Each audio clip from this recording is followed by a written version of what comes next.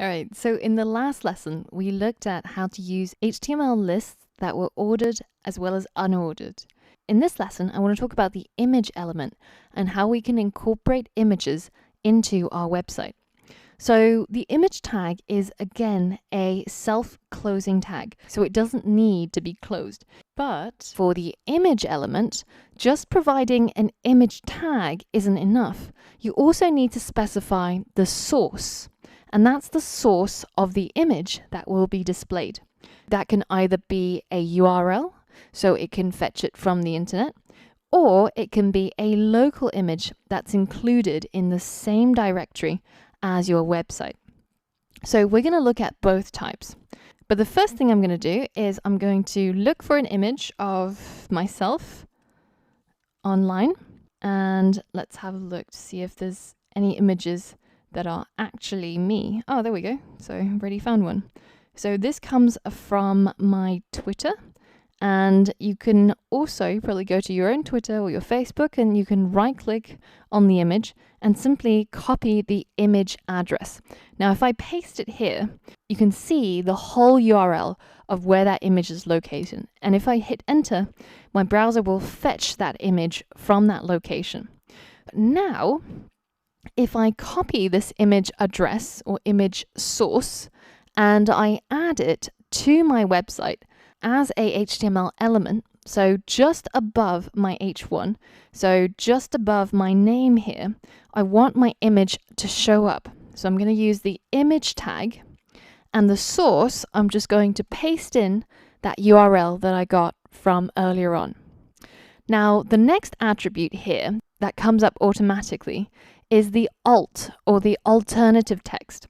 And this is a case for, say, if a browser can't render the image, then it will simply display an alternative text to the user to describe what that image was about. So I'll just put the alt text as Angela profile picture.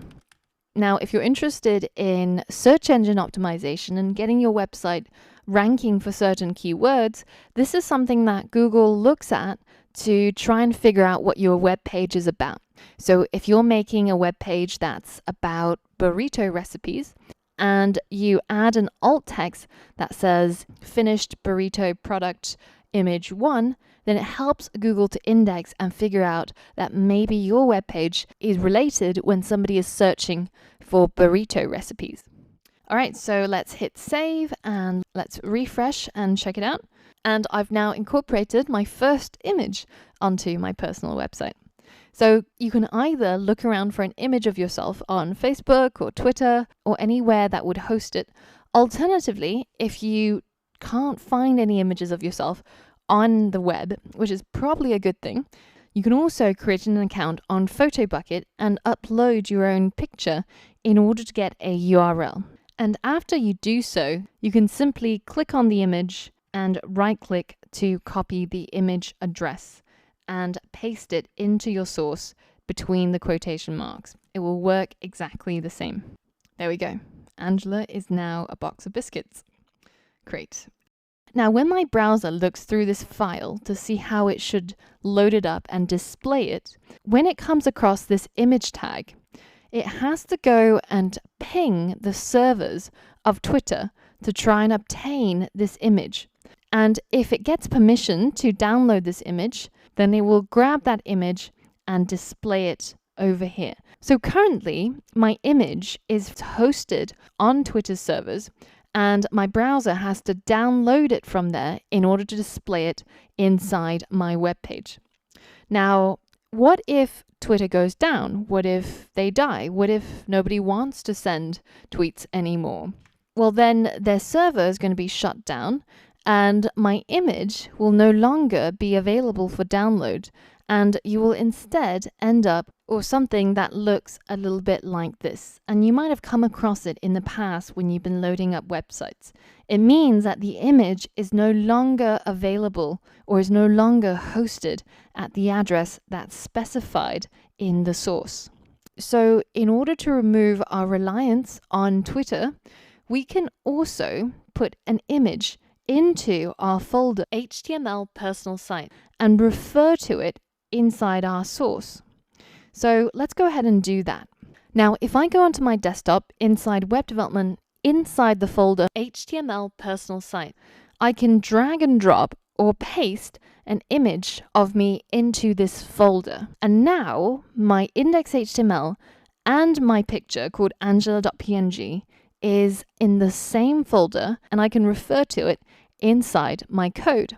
So instead of using a web address as the source of my image, I can simply refer to the file name because they are at the same level. So index and HTML and angela.png are at the same hierarchical level. They're both inside my site. Now, if I had an images folder and I put my image into there, then I would have to add a path to get there. So it would be something like this. Both ways work, and you can do it either way you like. And now if you hit save and you go to my site, you'll notice this image change from square, which is what it got from Twitter, to circular, which is what it got from my local file. Now, in my case, I'd cropped my image to a circle using Photoshop. But if you wanted to create your own circular image, you can use a tool like crop-circle.imageonline.co. And here you'll be able to upload an image and crop the part of the image that you're interested and get it as a circle and be able to download it to use it in your website. And there we go. We've managed to brighten up our homepage by adding an image of ourselves to the top of it using the image tag. And we've started to look at these HTML attributes. And you can see that every single HTML element in the MDN reference also has a section on attributes.